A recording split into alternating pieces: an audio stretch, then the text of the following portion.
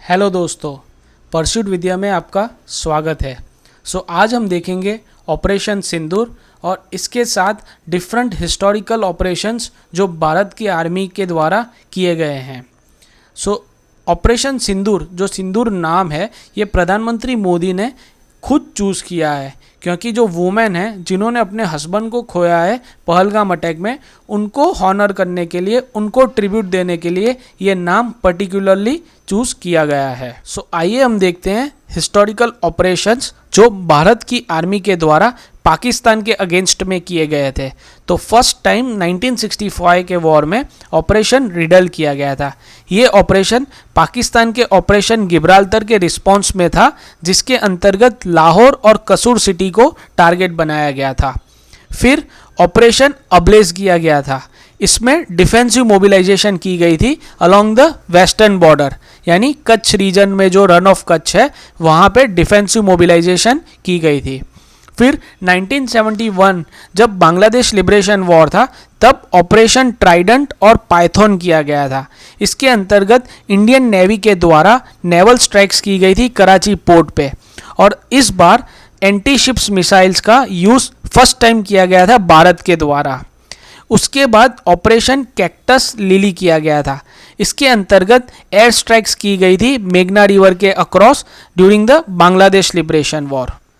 आइए अब समझते हैं सियाचिन और कारगिल कॉन्फ्लिक्ट्स। 1984 में ऑपरेशन मेघदूत किया गया था। इसके अंतर्गत जो स्ट्रेटेजिक हाइट्स थी सियाचिन ग्लेशियर में, उसको सिक्योर किया गया था और 300 आर्मी पर्सनल को क्रूशियल पीक्स पे डिप्लॉय किया गया था। फिर 1999 में ऑपरेशन विजय किया गया था। इसमें क्या हुआ था, जो कारगिल वॉर था ना, उसमें कुछ एरियाज ले ली गई थी पाकिस्तान फोर्सेस के द्वारा, तो उसको रिक्लेम किया गया था ऑपरेशन विजय के अंतर्गत। फिर 1999 में ही ऑपरेशन सफ़ेद सागर किया गया था। इसके अंतर्गत इंडियन एयरफोर्स उसने एयर स्ट्राइक्स की थी ताकि पाकिस्तान ट्रूप्स फ्लश आउट हो जाए फ्रॉम द कारगिल एरियाज। अगर हम रिसेंट काउंटर टेररिज्म ऑपरेशन देखें तो 2016 में सर्जिकल स्ट्राइक्स की गई थी। ये सर्जिकल स्ट्राइक उरी अटैक के रिस्पॉन्स में की गई थी, जिसके अंतर्गत स्पेशल फोर्सेस ने टेररिस्ट लॉन्च पैड्स को टारगेट किया था। यहाँ पे कोई ऑफिशियल नेम नहीं दिया गया था। फिर बालाकोट में स्ट्राइक्स की गई थी। आपको पता ही है कि सीआरपीएफ कॉन्वॉय को आईईडी ब्लास्ट के द्वारा उड़ा दिया गया था, जिसके अंतर्गत हमारे 40 सोल्जर्स मार्टियर हो गए थे। उसके रिस्पॉन्स में इंडियन आर्मी ने ऑपरेशन बंदर लॉन्च किया, जिसके अंतर्गत एयर स्ट्राइक्स की गई थी और जैश ट्रेनिंग कैंप जो बालाकोट में थे उनको उड़ा दिया गया था। और अभी रिसेंटली 2023 में ऑपरेशन सिंदूर लॉन्च हुआ। ये सिंदूर ऑपरेशंस पहलगाम अटैक के रिस्पॉन्स में लॉन्च हुआ है, जिसके अंतर्गत ड्रोन्स और मिसाइल्स ने 9 टेररिस्ट साइट्स पे, जो पाकिस्तान और पाकिस्तान ऑक्यूपाइड कश्मीर दोनों में हैं, वहाँ पे स्ट्राइक्स की हैं। अगर अब हम इवोल्यूएशन देखें कि इंडिया की मिलिट्री जो स्ट्रैटेजी है वो कैसे इवॉल्व हुई है ओवर द मल्टीपल डिकेड्स, तो पहले जो ऑपरेशंस थे वो डिफेंसिव पोस्चर पे थे।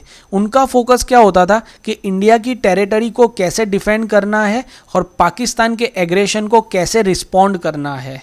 और ये ऑपरेशन जो थे ये मासिव स्केल्स पे थे, जहां इंडियन आर्मी, इंडियन एयरफोर्स और इंडियन नेवी तीनों साथ में काम करते थे।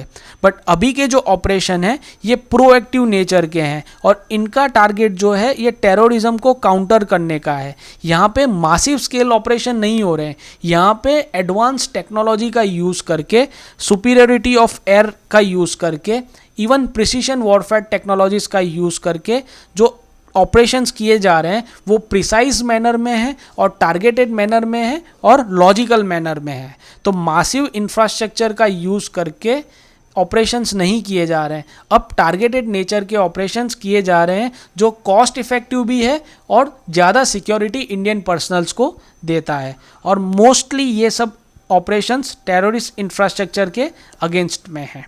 This is very important. Thank you for watching the video. If you like the video, please subscribe to the channel and share it as much as possible. Thank you.